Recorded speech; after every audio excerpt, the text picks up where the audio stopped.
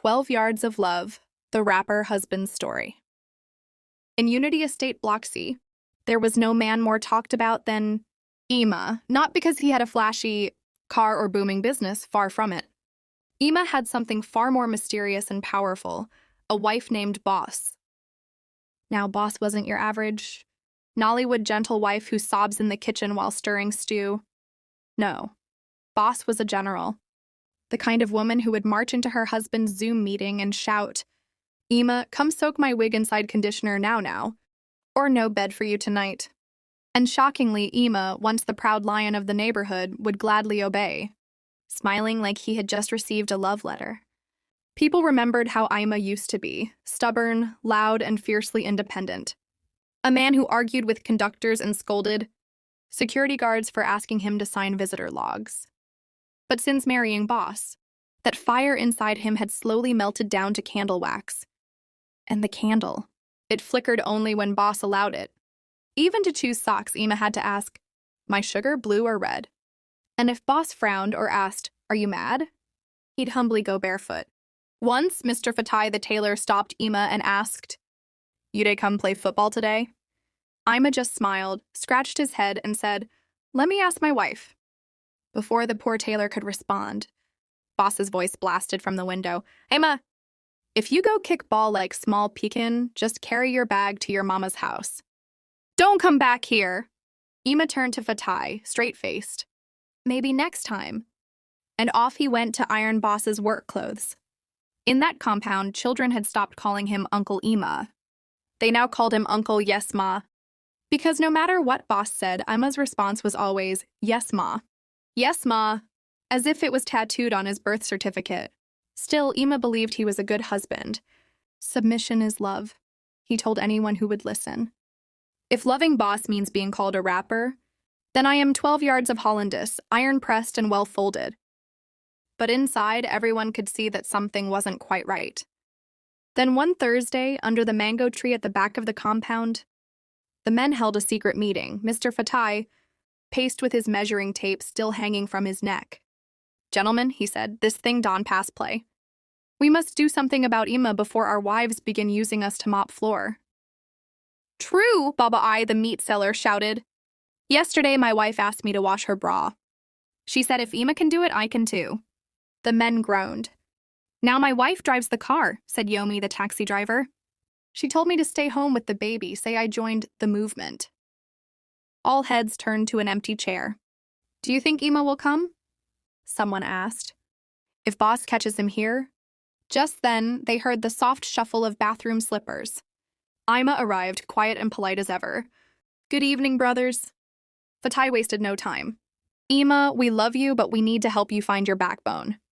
He handed him a booklet, 7 Ways to Reclaim Your Manhood Without Going to Jail. "Just start by saying no sometimes," Fatai advised. "Stop asking for permission to eat bread." Ima looked like a student facing wet questions. "But love is sacrifice, Abi?"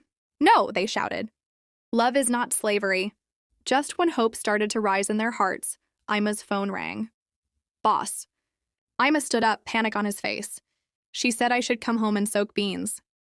He handed the booklet back and ran off, slippers slapping the ground. The men sat in silence. "If we don't stop this rapper infection," Yomi finally said, "we go soon day apply to our wives for pocket money."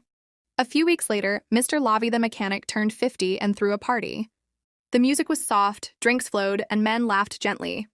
Then someone gasped. "Guys, look, it's Ima." He came, freshly shaved, wearing his finest shirt. "She's sleeping," he whispered. "I said I was going to buy Maggie. I have 1 hour and 12 minutes. The men hugged him. Even the DJ gave him a personal gizzard. But then, a small girl from Block A ran in like police siren. "Uncle Ima! Bos is coming, oh." She's holding Broom. Panic. There she was. Bos, wrapper tied high, broom in hand like staff of war. She marched straight to Ima. "So this is the Maggie you came to buy?" Ima tried to speak. Bos raised the broom and whacked him. "Bos, it's just pepper soup," he cried. She dragged him home barefoot and broken. That video went viral. Woman rapper Chronicles trended on TikTok. Even Mama Ima, back in the village, saw the video and nearly choked on her Gary. "My son, beaten like goat?" she wailed. She packed her Bible, anointing oil, and Ghana must go and caught the next bus to Lagos. That night, she stormed into the house. "So this is the Jezebel flogging my son?" "Mama, it's love," Ima stammered. "Shut up, you soak wrapper and wash pant. You were I born with fasting." That night, Mama anointed the fridge, TV, and even the DSTV remote. The house became spiritual war zone. Soon, Boss and Mama began daily cold wars. And poor Ima was caught between them like football. Ima, once vibrant, now had ringed eyes, worn slippers, and walked like a man attending 2 universities without graduating from either. Then one day, frustrated, he recorded a voice note to his friend Mori. "Guy, I am tired, emotionally, spiritually. My wife owns me. My mother turned the house to MFM. God, please deliver me." But he sent it to the compound WhatsApp group by mistake. Chaos, neighbors discussed it. Children started chanting, "I want peace. I want peace." Boss was livid. Mama Ima was offended. Ima nearly melted from the middle. Then came the final straw. Boss walked in one morning and said, "We're going to the tailor for pre-wedding shoot. I want white wedding, ball gown, registry, kneel down and propose again." Ima locked himself in the bathroom for 1 hour. Inside, he stared at his reflection. "How did I get here?" He texted Murray. "She wants white wedding. I never recover from traditional." Murray replied, "If you know stand up, we go buy you wrapper with zipper." That afternoon, Ima disappeared. He cut his hair, shaved, ate amala at Mama Basira's, and breathed freedom. When Boss asked the gate man if he'd seen Ima, the man said proudly, "Yes, Ma." And he tipped me. When Ima came back, Boss barked, "This is still my house." Ima smiled. "Yes, our house. But I'm not your handbag anymore." Boss stared confused. Then Ima did something unthinkable. He changed the TV to football. Boss froze. That night, Ima didn't kneel. Didn't apologize. Didn't beg. He slept on the bed like a king. From that day, Boss slowly untied her control.